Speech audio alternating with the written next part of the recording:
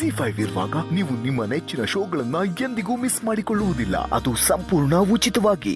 ಸಸಿ ರಾಧಾ ಯಾಕ್ರವ ಹಂಗ್ ಬಂದು ಹಿಂಗೆ ಹೋಯ್ತಿದ್ದೀರಾ? ನೀವು ಚಿಂತೆಯಲ್ಲಿ ಕೂತಿರೋದನ್ನ ನೋಡಿ ಮಾತಾಡಿಸ್ಬೇಕೋ ಬ್ಯಾಡ್ವೋ ಅಂತ ಹೋಯ್ತಿದ್ವಿ. ಅದಕ್ಕೆ ಇತ್ತೀಚೆಗೆ ಯಾಕೋ ಚಿಂತೆನಾಗೆ ಕುಂತ್ಕೊಳ್ಳೋದು ನನಗೆ ಮಾಮೂಲಿ ಆದಂಗೆ ಆಗೋಗೈತೆ ಸಸಿ.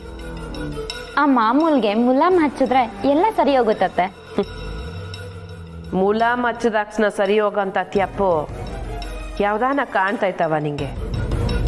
ಹಿರಿಯೋರ್ ಮಾತ್ಗೆ ಕೊಟ್ ಮಾತ್ನಂತೆ ನಡ್ಕತ್ತಿದ್ ನಮ್ಗೆ ಇಂಥ ಒಂದಿನ ಬತ್ತೈತೆ ಅಂತ ಗೊತ್ತಿರ್ಲಿಲ್ಲ. ವಾ, ಈಗ ನಿಮ್ಮ ಬ್ಯಾಸರಕ್ಕೆ ಯೋನ್ ಕಾರಣ ಅನ್ನೋದು ನನಗೆ ಗೊತ್ತಾಯ್ತು. ಹಬ್ಬಕ್ಕೆ ಮಗ ಸೊಸೆ ಮನೆಯಾಗಿಲ್ಲ ಅಂತಲೇ.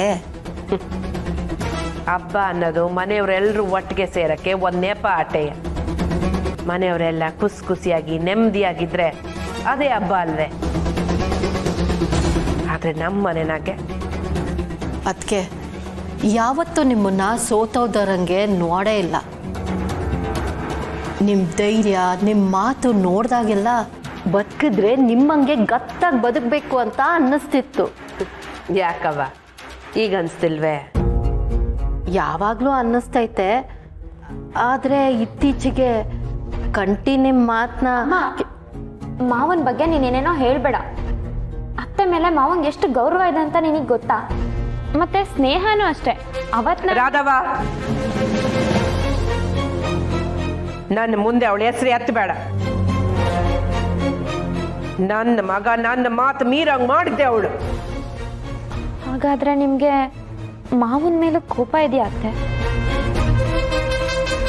ಅದಕ್ಕೆ ಕಂಟಿ ಯಾವತ್ತೂ ನಿಮ್ಮ ಮಾತನ್ನ ಮೀರೋ ಹುಡುಗಾನೇ ಅಲ್ಲ.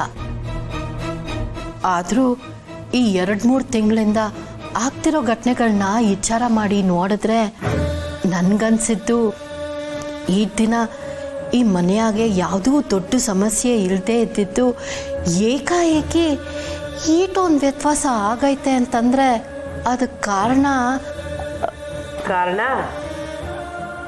ಯಾರಂತೀಯ? ಸ್ನೇಹ ಹೊಟ್ಟೆ ಆಗಿರೋ ಮಗು.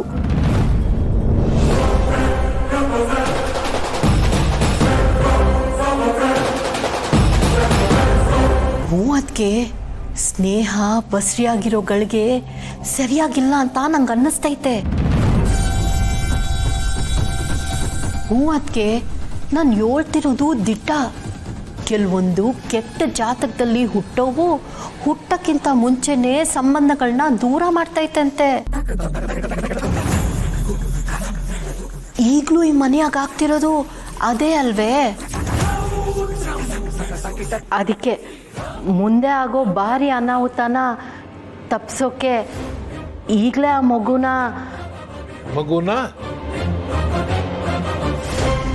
ಈಗಲೇ ತೆಗ್ಸೋದು ಒಳ್ಳೇದಕ್ಕೆ.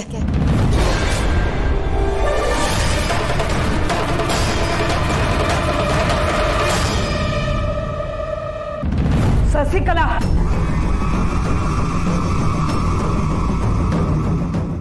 ZEE5 ಆಪ್ ಡೌನ್ಲೋಡ್ ಮಾಡಿ ಎಲ್ಲಾ ಸಂಚಿಕೆಗಳನ್ನು ಸಂಪೂರ್ಣ ಉಚಿತವಾಗಿ ನೋಡಿ.